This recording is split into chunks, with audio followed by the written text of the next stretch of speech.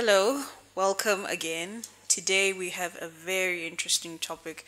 We are talking about consumer behavior and how people buy and why they buy what they buy. There's always a reason behind whatever you purchase. People have gone past the point of buying something because they need it. Sometimes it's the idea behind it. If I want to buy an iPhone, with most people who buy it, it might not even because they understand and appreciate the features and the utility purpose of the iPhone. It might just be because it's an Apple product. Perhaps they associate Apple products with excellence, something that's reliable, something that's durable.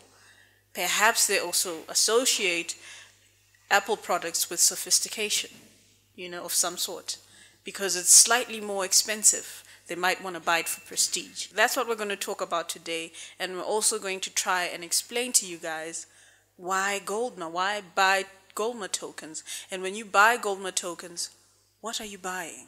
And what are you buying into? I would ask a question. Yeah. Depending on what realm you're Yeah. in. Okay, you mentioned tech, iPhones. Yeah. And you buying it, whether it's for prestige, for function, does it last long? If it's handbags, the name and things like that. But is it comparable? Because if you're in the realm of fashion, right? Yeah. Louis Vuitton is the gold. Yeah. Because if you are to resell it, you're going to sell it for okay, you're going to sell it for, I just sneezed. I'm sorry. You're gonna. my belly just responded.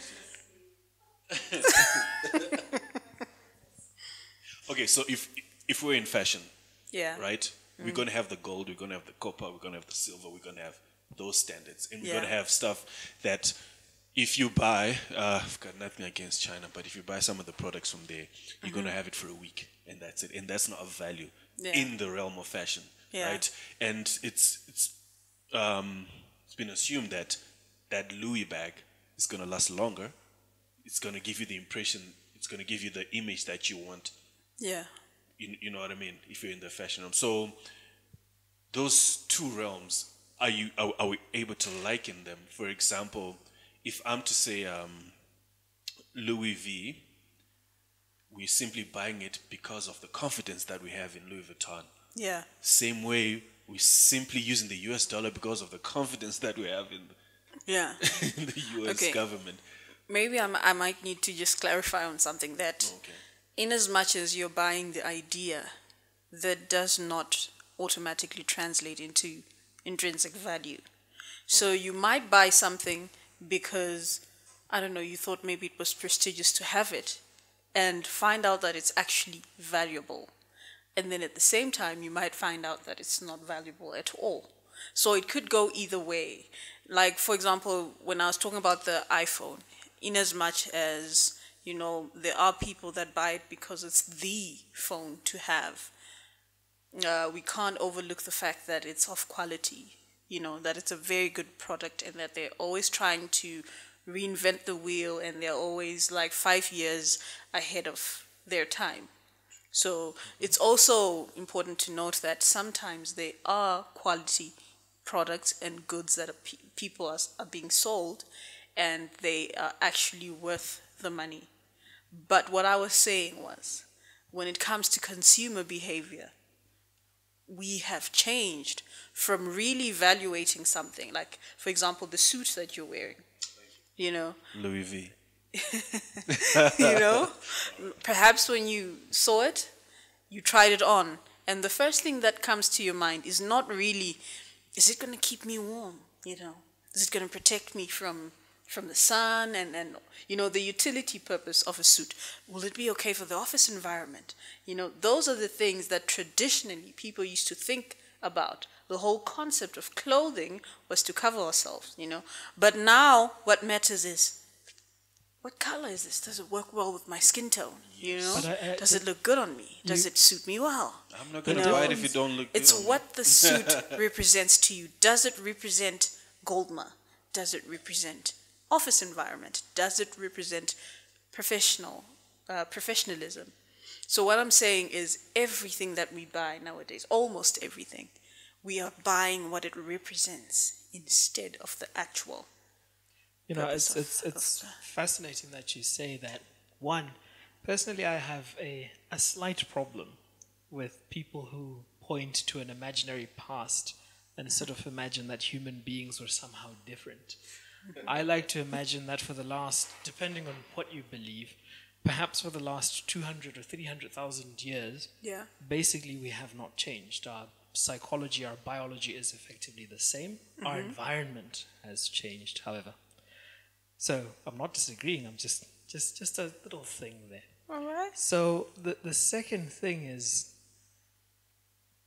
if we're forced to be in circumstances of lack where we have to make rational decisions, perhaps that is the case, that people will buy clothes for a utilitarian purpose, to be warm and so that, and things like that. But when we get a small degree of comfort, human beings struggle to make those decisions because our feelings are the ones that drive our decision making. Could go a little bit deeper, so I'll be brief. Okay. Right. Preach, brother, preach. The difference, again, I'm not a psychologist, I'm not a biologist, so take what I'm saying with a pinch of salt. The prefrontal cortex, rational thought, language. We have the limbic brain that controls emotions and decision making, right? So perhaps we're in a time where we have small enough comforts that we pay a lot of attention to our emotions and we forget to make sound decisions that affect us going down in the future. So we do find ourselves believing that there is some value in a Louis Vuitton bag. I don't knock people who buy them. I have nothing against those bags. I would like to buy my significant others those bags in time, but perhaps we have to take this position we find ourselves in and make sound decisions for the future. And really have a rational outlook on life and try to work against our own inclinations to really get at what's the most rational thing to do. What's the most rational decision I can make now, 10, 15, 20 years into the future? Just to clarify for those that will be wondering why we're talking about what we're talking about right now, we're just trying to get you to think as investors as well, for those that are immersed in the ICO world. When you're investing in a project, don't take it face value and say, I want to invest in something that gives me money, that gives me returns, even though that is the main thing. At the end of the day, business is about making money. Look at the idea behind it, the vision behind the whole concept. And that's why we as Goldma are proud of what we have and what we are trying to do, because it is not just a business idea. It is a representation of so many things. So just to sort of broaden and provoke, everybody's thinking and for everybody to start really critically evaluating, why do I spend money on the things that I spend money on? Why do I spend my value on the things I spend, my valuables on? And one of those things is investing in ICOs. And a lot of people always ask, but why should I buy this token? So we are basically just trying to provoke that conversation within people's minds. Eddy, right. You want to... So, I would like to take a different twist. This one is for brothers like me. Sometimes I prefer, or I'd like to spoil myself here and there. I would like that good wristwatch here and there. After hard work, want a bit of, spoiling myself. But I have to do it wisely. How do you do it wisely? How do you get to enjoy the pleasures of life, but at the same time have value, have wealth? How do you do that? So it all comes down to value. I'll give an example. Instead of just earning an income, then I go and I buy what I want to buy. Like we just use the same example, the Louis bag, right? I'm going to invest in Goldma, for example. What I've done is I've bought value, right? So X amount gets me X amount of value worth of gold profits, right? But I just don't get that. If I play my cards right and I hold on to my token, I'm going to get returns. My value is still intact. I'm still with that token that I bought, but now every quarter I'm getting 5% royalties.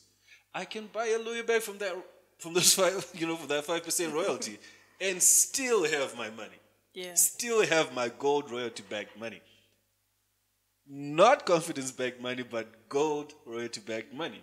So yes, I still want the good life, and I can still live it. I'm not gonna stop anyone from doing what they really like. That's why that's the beauty of industry. Yeah. That's the beauty of having, different parts of life. Some enjoy going to NASCAR. Some enjoy sports. Some will take it as if why are you wasting time just watching people do this and that? You can still do it, but you can do it wisely. Yeah. And I say gold. Yeah. I say Goldma. I say value, royalties, and returns is the way to go. Just to agree with you there, what I was basically saying when I was talking about buying ideas, I'm not saying it is a bad thing. I think it's a good thing. Because as cognitive human beings, that's what we do. We want a representation of something. And if you want to make money, I don't care what it is you want to sell. If you want to sell sweets today, how are you going to make your sweets different from the rest of the sweets that are on the market right now? If you want to make a perfume, how are you going to make it different? So you have to come with an angle. You have to tell me, what am I buying? And that's exactly what a Louis Vuitton bag is. They've managed to pass the phase of being just a bag. It represents luxury. It represents people that have made it in life. The same thing with jewelry. Like right now, you look at the brands that are at the top. Balenciaga, and these are fashion brands that I know, like sometimes guys are not into.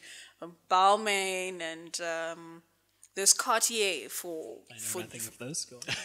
for jewelry. Like Same boat. I wouldn't have known about those brands just by looking at their products. I can't even tell. I don't know. But because celebrities put it out, he bought me a Cartier this, a Cartier that. Now I associate a Cartier bracelet with luxury. You understand? And because someone I admire, someone I look up to has it, now I want it. So that's the idea behind the Cartier brand, and it becomes that. If we're talking about Woolworths, I'm sure everybody knows Woolworths. It's associated with quality, healthy foods, great products that are generally healthy, and they're always trying to abide to ethics in any way they can when they're producing their food. It's basically responsible production of groceries. That's what they believe in. So people that are very passionate about that buy into it. We have lights that are environmentally friendly, right? Like lighting and all those things. And people are now so conscious to the extent that they're always looking for the green tag, when it comes to buying those products. Everybody wants to know, does it have a green tag to say, how can I preserve the environment? And people care about that, which means they don't just want a bulb, but they want something that agrees with their convictions. So it becomes more of an idea than a product. If I'm buying diamonds, I want to know, where did these diamonds come from? How were they produced? Oh, they were mined in Zimbabwe. Where? If there are any ethical conflicts or any funny business going on, then most likely the foreign market will not buy the diamonds because they don't want to buy blood diamonds. Which means if you're someone with a very strong and you're with a very strong opinion about being ethical at all times, making sure that you don't support people that exploit other people, then you're most likely not going to buy blood diamonds. And the ones that you're going to buy become an idea. These were acquired in a clean, legal way. No one was exploited, and therefore, I will buy your diamonds.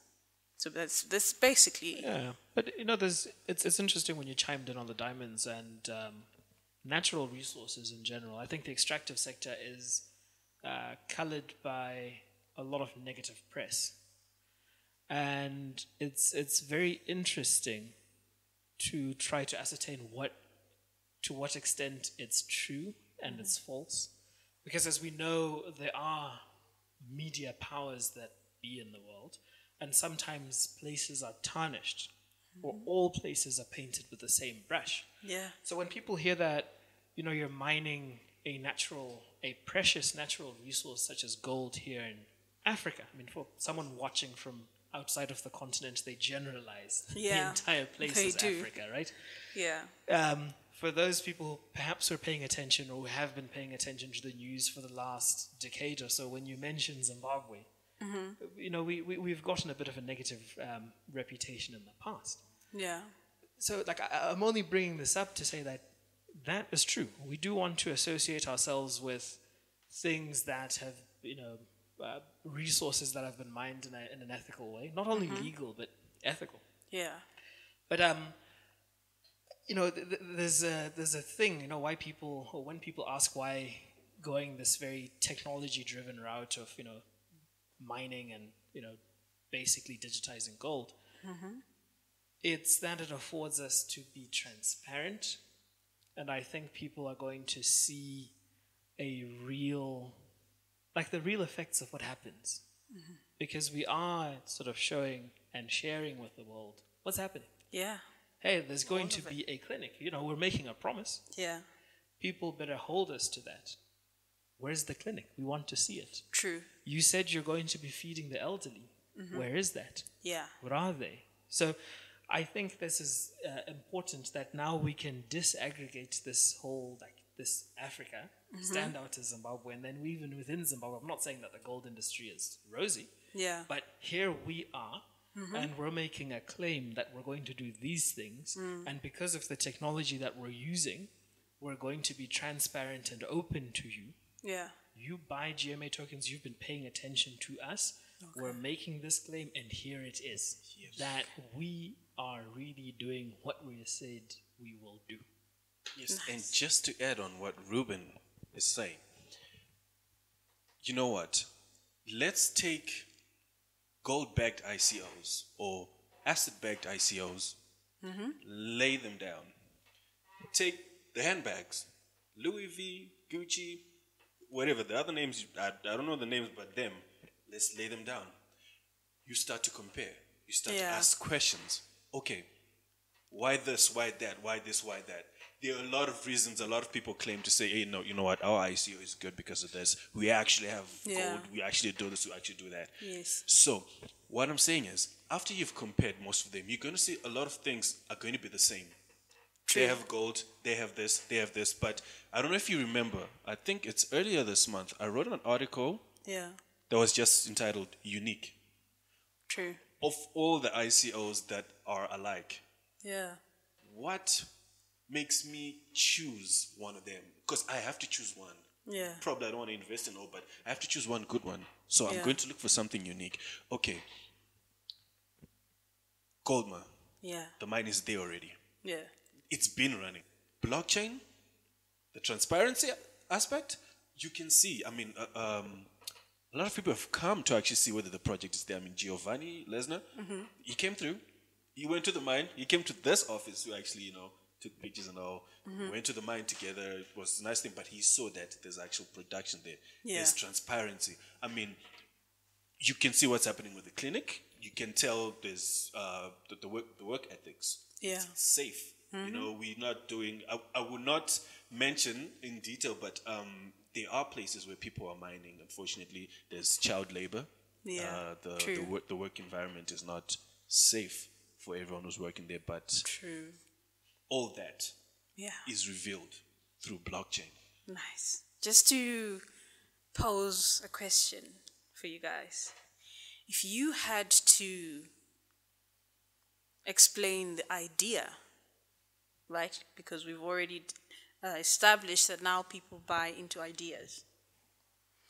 If you had to explain the idea behind Goldma, right, in 3 words, or let's say 3 terms, don't have to limit the number of words, but just 3 terms, what would you say?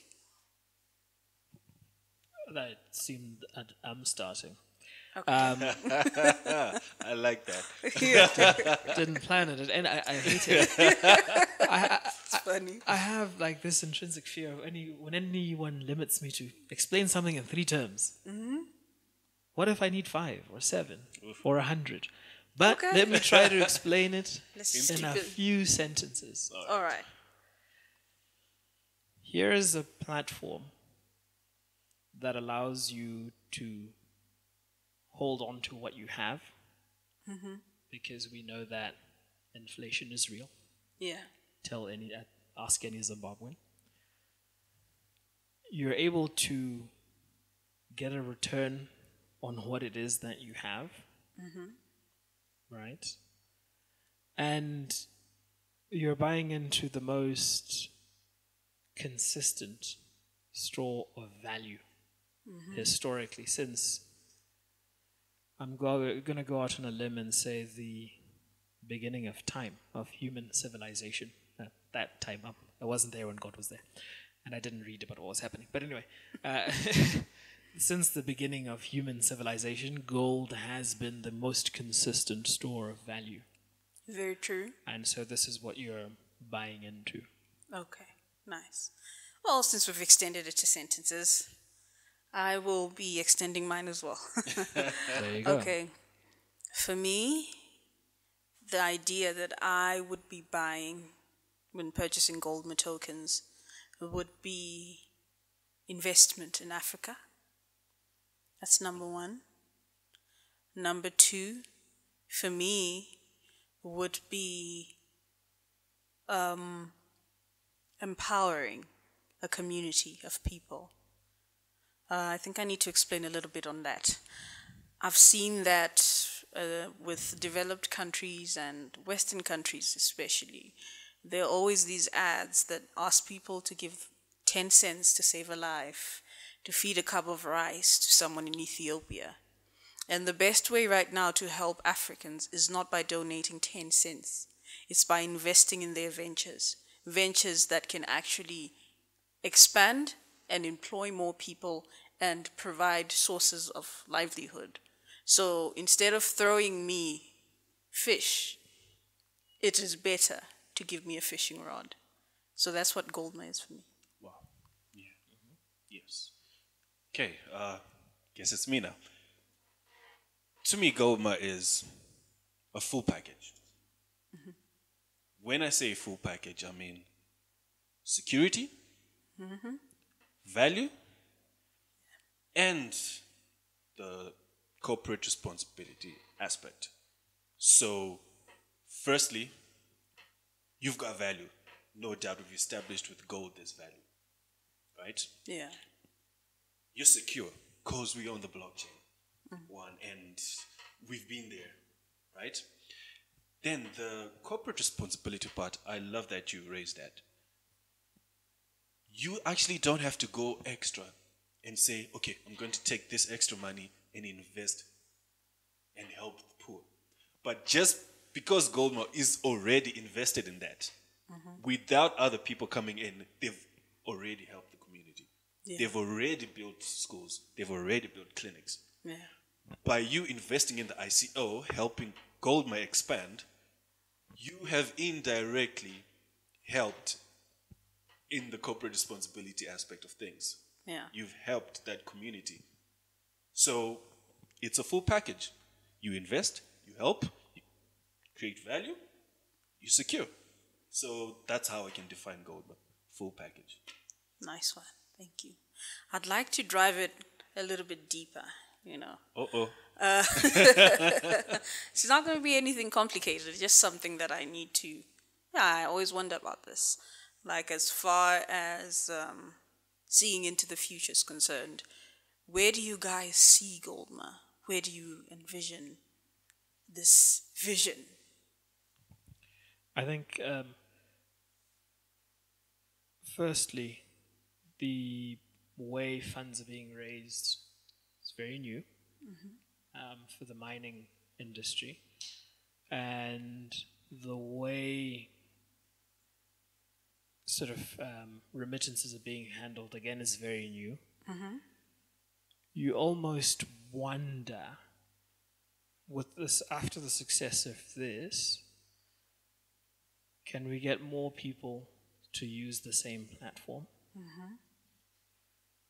Can we get, perhaps this is with broader participation from different players, but can we get a scenario where perhaps it's not gold royalties, perhaps it's actual gold? And what I mean by that, I don't mean to say that this is not real gold involved. I mean, perhaps we can begin to have a cryptocurrency that is broader: gold, platinum, and all other precious minerals, bypassing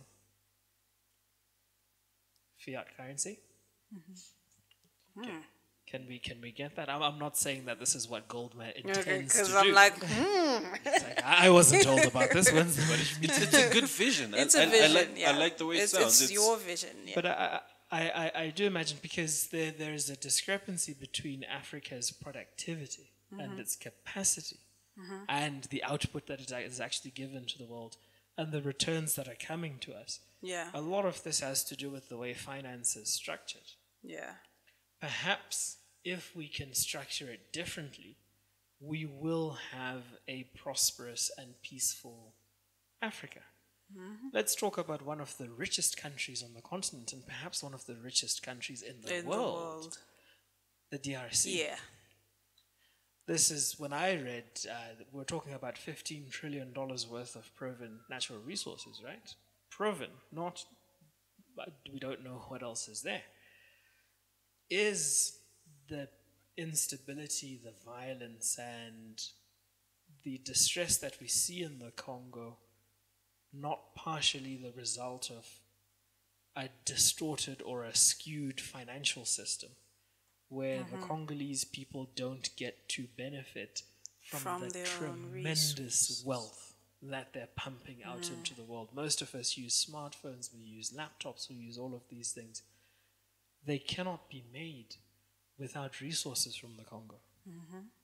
So is it not right to have a system that gives more democratized distribution of that wealth? Absolutely. From Absolutely. That's a very good point. And just tempts me to just go deep into that a little bit. But I'm just going to resist and stick to. And then once Eddy's done, we can dive back into it. You get into trouble as Yeah. well. Yeah, okay. But I do want to say that for me, where I see Goldma, right now, I believe that we are a prototype of a business model that could benefit millions of people in the future. So I really want this to be a success. And whatever mistakes or whatever shortcomings there might be, I'm taking them as a positive to learn from them so that we perfect our business model and take it to the rest of Africa. So I want Goldma to be the consultant that has cracked the code, that has found the formula to managing our resources responsibly, to managing our finances responsibly, and also in a very transparent manner, that everybody can actually see what's going on. And most important of all, to culture Africans in accountability. You're accountable to people. When you run a corporation, you're accountable to people. When you run a government, you're accountable to people. When you run a church, you're accountable to people. Whatever organization you run. And it's always important to keep people aware of what's happening as someone who's responsible. Hello, this is Henry Jenkins with Goldma.io. Thanks for watching the Goldma channel. If you like this video, click the like button below. And to stay up to date with all the videos that we place on YouTube, click the subscribe button. And to know exactly when we update, click the notification bell. Don't be afraid. Leave a comment. Leave it below. Thanks a lot for watching.